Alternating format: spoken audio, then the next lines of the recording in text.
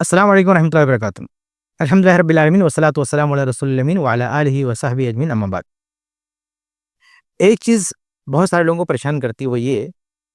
کہ وہ جب یہ دیکھتے ہیں کہ کوئی چھوٹا سا بچہ کسی بھیانک بیماری میں مبتلا ہو گیا، اس کو کینسر ہو گیا، یا کسی حادثے کا شکار ہو گیا، یا کسی مظلومیت کے ہتھے چڑھ گیا، یا کسی بھی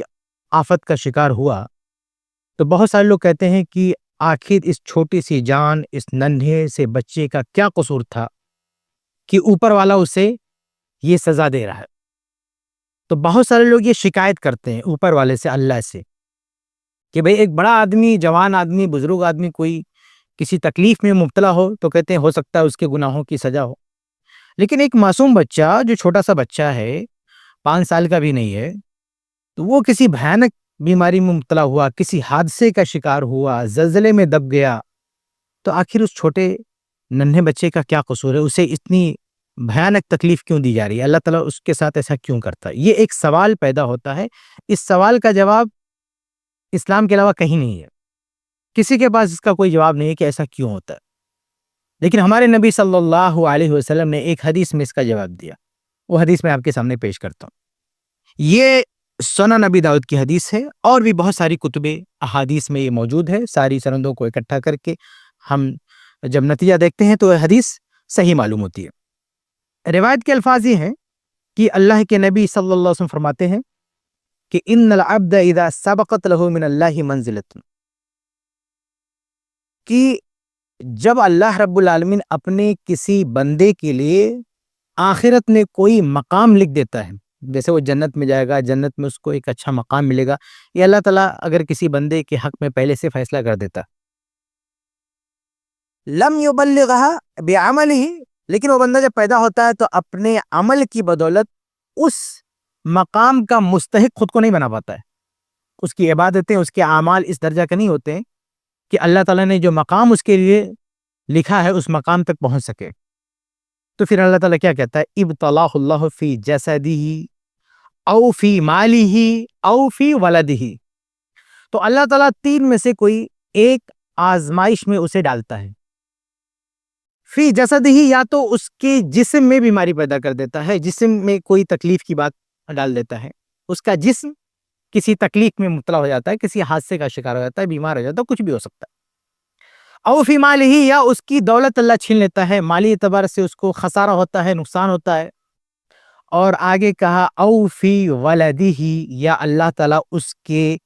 بچے پر کوئی مصیبت نازل کر دیتا ہے۔ یہ جو تیسری بات ہے نا، اس میں اس سوال کا جواب ہے جسے میں نے شروع میں اٹھایا تھا،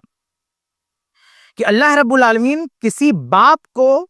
بڑے مقام تک پہنچانا چاہتا ہے تو اس کے بچے پر کوئی مصیبت نازل کر دیتا ہے، چھوٹا بچہ ہے۔ اس کے بعد کیا ہوتا ہے؟ ثم صبرہ علی ذلک، پھر اللہ تعالیٰ اس مصیبت نے اسے صبر کی توفیق دیتا ہے۔ جیسے کسی کا بچہ بیمار ہو گیا، پرابلم میں آ گیا، اب باپ اس کے پیچھے پریشان ہو جاتا ہے، لیکن اگر باپ اس پریشانی میں اللہ سے شکوہ نہ کرے، اللہ کی تقدیر پر راضی ہو، اللہ کے فیصلے کو منظور کرے، اور اپنے بچے کی حفاظت میں یا اس کی علاج میں یا اس کو سکھ دینے کے لیے ہزار جتن کرے، اور صبر کے ساتھ اللہ کے فیصلے کو تسلیم کرے، تو اللہ تعالیٰ کیا کرتا ہے؟ حتی یبلغہ المنزلۃ التی سبقت لہ من اللہ تعالی، تو پھر اللہ تعالیٰ اس کو صبر کی توفیق دینے کے بعد اسے اس مقام تک پہنچا دیتا ہے جہاں جو مقام اس کے لیے پہلے سے مقدر تھا۔ تو اپنے عمل کی بدولت، اپنی عبادت کی بدولت وہاں تک نہیں پہنچ پا رہا تھا، لیکن جب مصیبتیں آئی اس پر اس نے صبر کیا، تو صبر کا جو پھل ہے، صبر کا جو ثواب ہے، اس ثواب نے اسے اس مقام تک پہنچا دیا۔ تو بظاہر دکھنے میں ایسا لگتا ہے کہ کسی پر بہت بڑی مصیبت نازل ہوئی ہے، کسی کا بچہ بیمار ہے، کسی کے ساتھ کوئی مسئلہ ہے، تو لوگ سمجھتے ہیں کہ یہ کسی پرابلم میں آ گیا، بظاہر ایسا دکھتا ہے،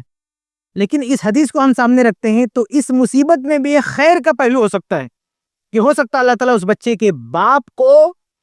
کسی بڑے مقام تک پہنچانا چاہتا ہے، لیکن بچے کے باپ کی وہ اعمال نہیں، وہ عبادتیں نہیں کہ وہاں تک پہنچ جائے، تو اب اللہ تعالیٰ ایک دوسرا راستہ اس کے سامنے پیدا کرتا ہے۔ اللہ تعالیٰ اس کے مال میں، اس کے جسم میں، اس کے بچے پر کوئی مصیبت نازل کرتا ہے، پھر وہ بندہ اس پہ صبر کرتا ہے اور اس مقام تک پہنچ جاتا ہے۔ یہ سنن نبی داؤد کی حدیث ہے، حدیث نمبر 3090۔ تو اس حدیث کا خلاصہ یہ ہے کہ کبھی کبھی اللہ تعالیٰ کسی کے بچے پر، چھوٹا بچہ ہو، معصوم بچہ ہو، اس پر کوئی مصیبت اس لیے نازل کر دیتا ہے تاکہ اس کے باپ کو جنت میں بڑا مقام دلائے، جس پر وہ صبر کر سکے۔ اور ایسی مصیبت ہی نہیں، بلکہ اللہ رب العالمین کبھی کبھی بچے کو وفات دے دیتا ہے، بچہ فوت ہو جاتا ہے، اور جب فرشتے اس کی جان نکالتے ہیں، اللہ تعالیٰ کے پاس پہنچتے ہیں، اور اللہ تعالیٰ پوچھتا ہے کہ تم لوگوں نے میرے بندے کے لخت جگر کو، جگر کے ٹکڑے کو اس سے چھین لیا، اس کو موت دے دی، تو اس پر اس کے باپ کا کیا ری ایکشن تھا، اس کے باپ کا کیا رد عمل تھا، اس نے کیا کیا؟ فرشتے کہتے ہیں اس نے صبر کیا، انا للہ پڑھا۔